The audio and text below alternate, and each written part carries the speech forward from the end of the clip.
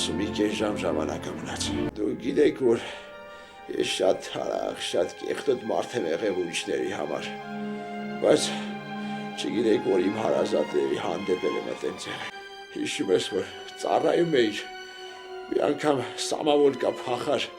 պապուտ ծնունդի խաթար եկար, ծնունդի սորով, հետո էլ մյուս առավոտ վայրենի պալիցիան եկավ հետևիցդ, տարան քեզ գուբախտ նստեցրին, ախր այդ վայրենի պալիցիային ես էի զանգել։ Ես ինչ ես ասում, պապի։ Հարս ջան, հիշում ես,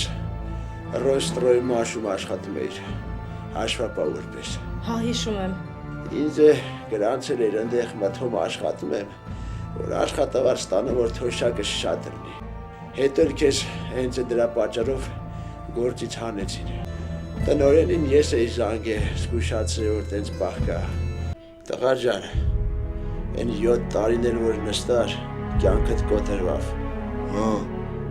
Այս տղեն ա կազմակերպել։ Հիմա երեխեք ջան, ինչի համար եմ ձեզ այդ սաղ ասում։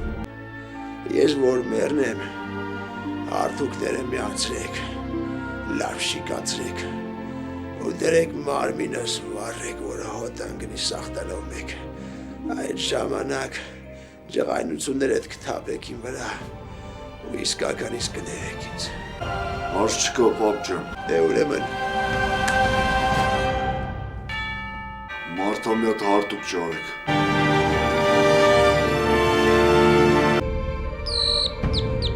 Հալե տեսավա։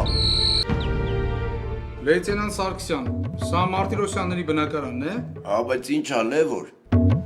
Մեկ ժամ առաջ բնակիչներից մեկից ահազանգ ենք ստացել, որ այստեղ հարթուկներով դիակ են վառում։